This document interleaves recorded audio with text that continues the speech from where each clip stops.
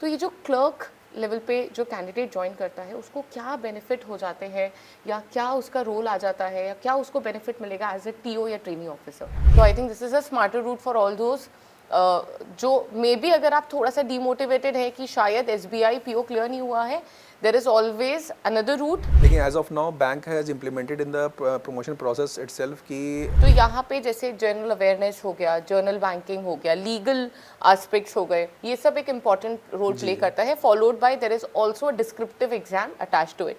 तो इसका preparation generic रहता है या फिर थोड़ा टफ रहता है, थोड़ा रिसर्च करना पड़ेगा। Hi everyone, welcome to officer Adda 24/7। आज का जो ये पॉडकास्ट है ये काफ़ी इंपॉर्टेंट है उन सभी बैंकर्स के लिए जो एसबीआई में वर्क करते हैं, बिकॉज आज हमारे साथ मिस्टर सौरभ अग्रवाल हैं who has worked almost 16 years in SBI and साथ ही में he is a graduate from IIT BHU। काफ़ी ज़्यादा इंसाइट्स लेकर आए हैं सर जो हमें बताएंगे सारी डिटेल्स के बारे में about the role of training officer, the benefits, the financial benefits, the career path, the journey, ये सब कुछ डिस्कस करेंगे सर के साथ। तो मिलते हैं सौरभ सर से। Hello sir. Thank you sir, SBI का नाम सुनते ही एक अपने आप से ही फील आने लगता है कि इम्पीरियल बैंक है, उससे एसबीआई है, तो वहाँ पर डेफिनेटली जॉब करना तो काफ़ी प्रेस्टिजियस बैंक है, तो रोल भी बहुत अच्छा है। ऑलमोस्ट एक कैंडिडेट बहुत मेहनत करके पीओ या क्लर्क एग्ज़ाम क्लियर करके एसबीआई ज्वाइन करता है। तो ये जो क्लर्क लेवल पे जो कैंडिडेट ज्वाइन करता है उसको क्या बेनिफिट हो जाते हैं या क्या उसका रोल आ जाता है या क्या उसको बेनिफिट मिलेगा एज ए टीओ या ट्रेनिंग ऑफिसर, बिल्कुल बेसिक लेवल पे अगर हम समझे तो। देखिए एक्चुअली जो बच्चा clerk as a clerk enter करता है तो उसके पास माने जॉब समझिए बैंक में एंटर करने के बाद उसके पास अपॉर्चुनिटीज़ के कोई वो नहीं है, मतलब कि वो उस चैनल से वो बैंक का चेयरमैन भी बन सकता है। ये मैंने तो सबसे पहला क्या है कि उसकी एक तो एज कम होती है, तो कम एज में बच्चे एंटर हो जाते हैं, they are full of energy. और bank has created such a ecosystem की वेयर इन उसको सारी अपॉर्चुनिटीज़ और सारे वो रोल्स दिए जाते हैं जो कि एक प्रोबेशनरी ऑफिसर को भी दिए जाते हैं। तो दैट ट्रेनिंग ऑफिसर चैनल जो हम लोग डिस्कस कर रहे हैं कि जो ट्रेनिंग ऑफिसर चैनल है दैट इज़ दैट चैनल कि थ्रू विच कि वो just equivalent to an probationary officer, उसका करियर पाथ वही डायरेक्शन में जाता है जिस डायरेक्शन में एक प्रोबेशनरी ऑफिसर जाता है। तो लेकिन क्या है उसके लिए उसको मेहनत करनी पड़ती है। अब जैसे एंट्री के बाद उसके जो एग्ज़ाम होगा उसमें एक सर्टेन परसेंटेज होता है कि भाई इसके ऊपर परसेंटेज स्कोर करेगा तभी वो ट्रेनिंग ऑफिसर बन पाता है। तो ट्रेनिंग ऑफिसर बनने के लिए उसको बहुत मेहनत करनी पड़ेगी। और लेकिन क्या है कि बैंक में ऐसा इकोसिस्टम है, पूरा इकोसिस्टम उसको सपोर्ट करता है, गाइड करता है, मेंटर्स होते हैं। तो वो अगर मेहनत करेगा तो डेफिनेटली वो ट्रेनिंग ऑफिसर के चैनल में एक बार सेलेक्ट हो जाता है तो उसके लिए मतलब कि सारी राहें खुल जाती हैं आगे के लिए। तो बैंक के जितने भी सीनियर पोजीशंस हैं वो सारे बच्चे यही सब बच्चे आगे बढ़ के वही पोजीशंस पे बैठते हैं। डेफिनेटली जो इंसाइट वो ये है कि आजकल काफ़ी बीटेक लेवल पे जो कैंडिडेट्स हैं वो ज्वाइन करते हैं बैंक, और जिन लोगों में पैशन है to do something, I think that's a right channel की जैसे सर ने बोला कि आप क्लर्क के थ्रू अपीयर करके क्लर्क क्लियर करके you can reach to training officer, it's more a smart way also. Right. Right. So sir, ये चॉइस होती है या मैंडेटरी है, like is it compulsory for all the candidates की जाना ही पड़ेगा या फिर आपकी चॉइस है? देखिए चॉइस तो अगर बच्चे ने कोई मेहनत करके एग्ज़ाम क्लियर किया, क्लर्क का एग्ज़ाम किया, तो मुझे नहीं लगता कि कोई भी बच्चा ये चाहेगा कि मैं सबसे पीछे रह जाऊं। तो हर बच्चे की कोशिश यही रहती है और रहनी भी चाहिए कि मैं मेहनत करूं और आगे बढ़ूं और मेरा प्रमोशन हो। तो बैंक उनको वो 2-3 साल अपना काम करते हैं, उसको एक अपॉर्चुनिटी देता है, एक एग्ज़ाम करवाता है जैसे प्रमोशन एग्ज़ाम हम कहते हैं। उसके बाद क्या है कि उसको मिनिमम 65% स्कोर करना पड़ता है, जिसमें वो अपना अगर स्कोर कर लेता है तो वो चैनल में सेलेक्ट हो जाता है, ट्रेनिंग ऑफिसर चैनल में सेलेक्ट हो जाता है।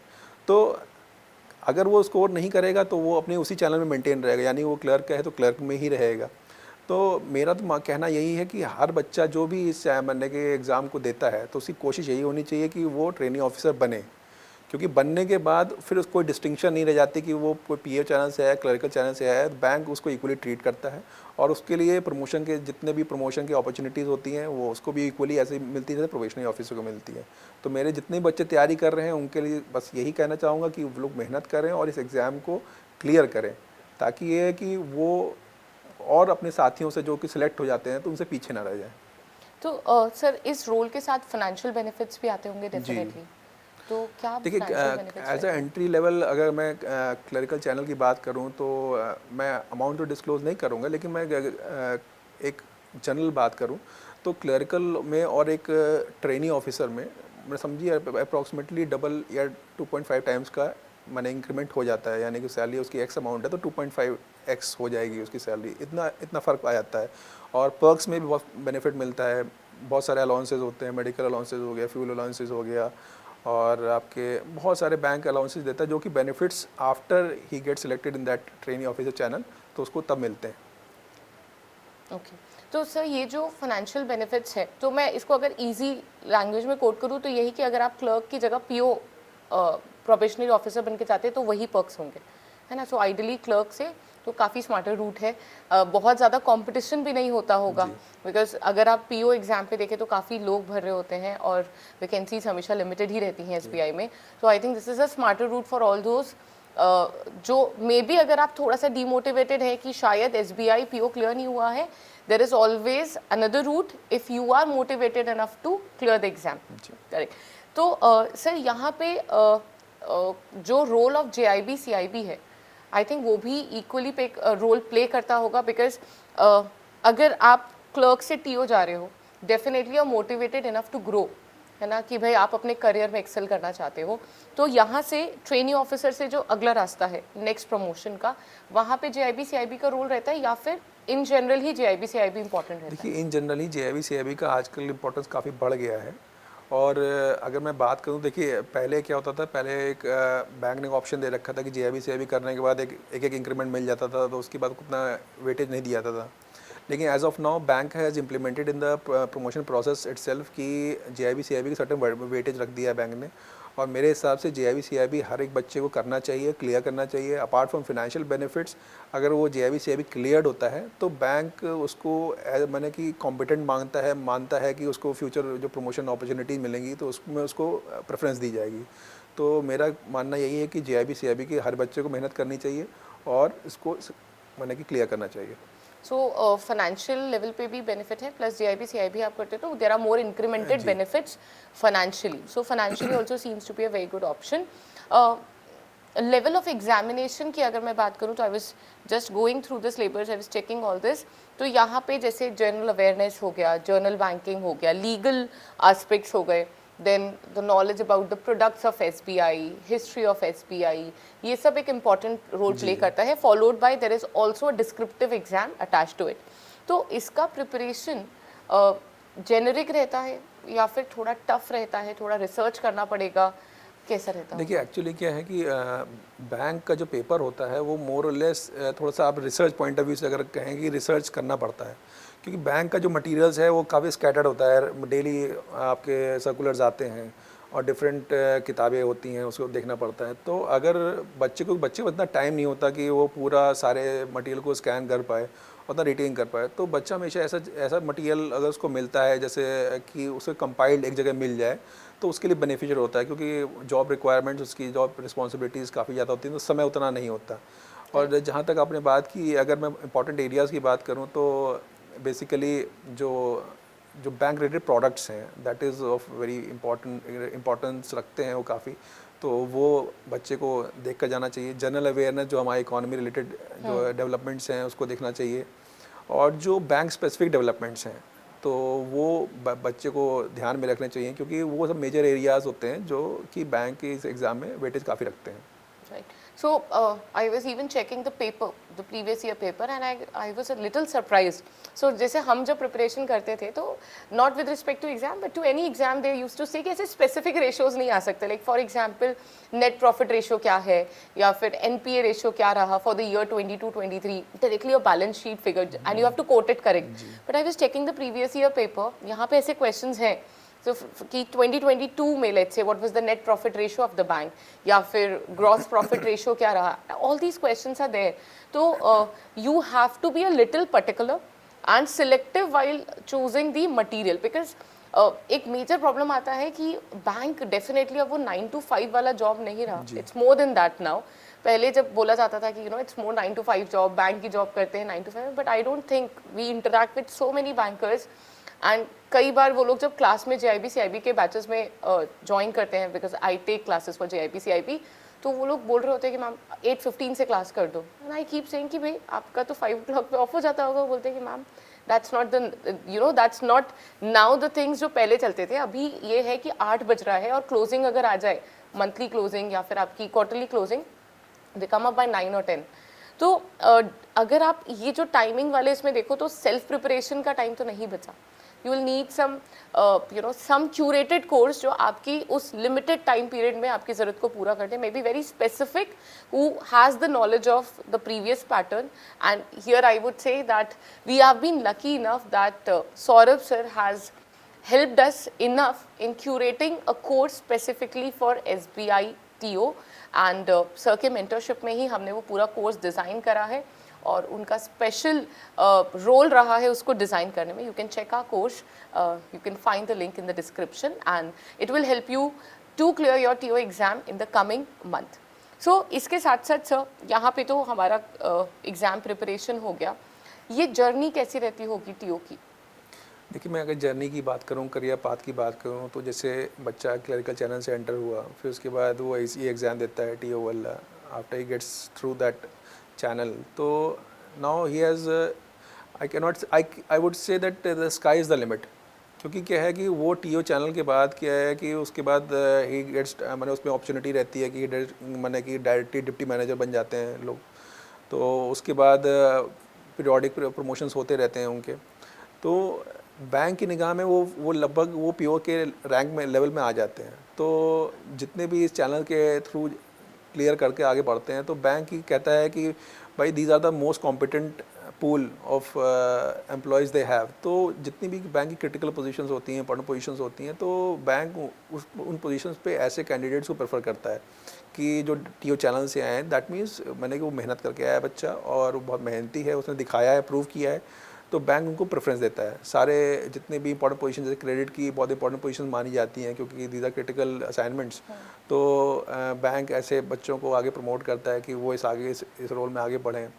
फिर आपका इंटरनेशनल फॉरेक्स एरिया हो गया, फिर आपका जैसे ट्रेजरी एरिया हो गया, तो इन सब में जितने भी अच्छी पोजीशंस हैं, सब यही बच्चे जितने भी सिलेक्ट होके जाते हैं, तो यही आगे बढ़ के उन पोजीशंस को ऑक्यूपाई करते हैं।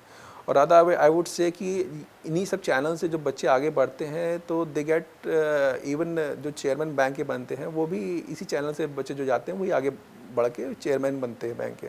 सो मैंने कि अपॉर्चुनिटी आप समझ सकते हैं कि बच्चे के लिए कि पूरे अपॉर्चुनिटीज़ के रास्ते सारे खुल जाते हैं। तो सारे बच्चों को तो मैं यही कहूँगा कि वो पूरी मेहनत करें और पूरा प्रयास करें कि ताकि वो इस एग्ज़ाम को क्लियर करें। So being there in SBI, आपको लगता है कि वहाँ पे प्रमोट किया जाता है if someone is passionate enough, right? तो डेफिनेटली अब जब आप वहाँ पे रहे हैं ऑलमोस्ट 16 ईयर्स, तो I am sure you would have seen that कि जो बच्चे या जो कैंडिडेट्स जिनमें रियल पोटेंशियल है, आगे बढ़ने की चाह है, उनको प्रॉपर रोल दिया जा रहा है या प्रॉपर स्पेस दिया जा रहा है टू ग्रो, है ना? तो ये ग्रो करने का जो रूट है, ये क्या साल में 2 बार है, 3 बार है, कितनी बार ये ऑप्शन मिल सकता है क्लर्क लेवल पे कि आप TO का एग्ज़ाम दे पाएँ? देखिए, एक्चुअली क्या है, जो जैसे फर्स्ट माली वो क्लियर कर लेता है या माली नहीं कर पाता है, तो 2 या 3 साल उसको एक अपॉर्चुनिटी दी जाती है, जो हर साल एक पॉलिसी बनती है, चेंज होती रहती है, तो उसको 2-3 साल अपॉर्चुनिटी मिलती है। उसके बाद अगर वो नहीं क्लियर कर पाता है, तो उसके बाद उसका एक कूलिंग पीरियड आता है, देन अगेन एक दूसरा चैनल होता है, मेरिट, वो आपका जैसे मेरिट कम चैनल होता है, जिसमें एक सर्टेन पीरियड के बाद वो दोबारा उसको अप्लाई कर सकता है। तो बैंक तो हमेशा चाहता है कि बच्चे मेहनत करें और आगे बढ़ें। तो बैंक ने ऐसा सिस्टम बना रखा है कि बैंक मैंने कि एक सर्टेन टाइम पीरियड के बाद वो अपॉर्चुनिटी देता रहता है। तो वो चाहता है कि बच्चे इसको क्लियर करें और आगे बढ़ें। तो ये इकोसिस्टम है और बच्चों को तो मेरे हिसाब से बहुत मेहनत करनी चाहिए और शुरू में ही वो फर्स्ट अटैम्प्ट में ही क्लियर कर लेना चाहिए। तो दूसरे अटैम्प्ट का हम वेट ही क्यों करें? So once a student clear, जैसे for example this is year 2023, मैं अगर आज यहाँ पे क्लर्क का एग्ज़ाम क्लियर करती हूँ, तो मैं मिनिमम कितने ड्यूरेशन में TO का एग्ज़ाम दे सकती हूँ? 3 साल बाद। 3 साल बाद, जी।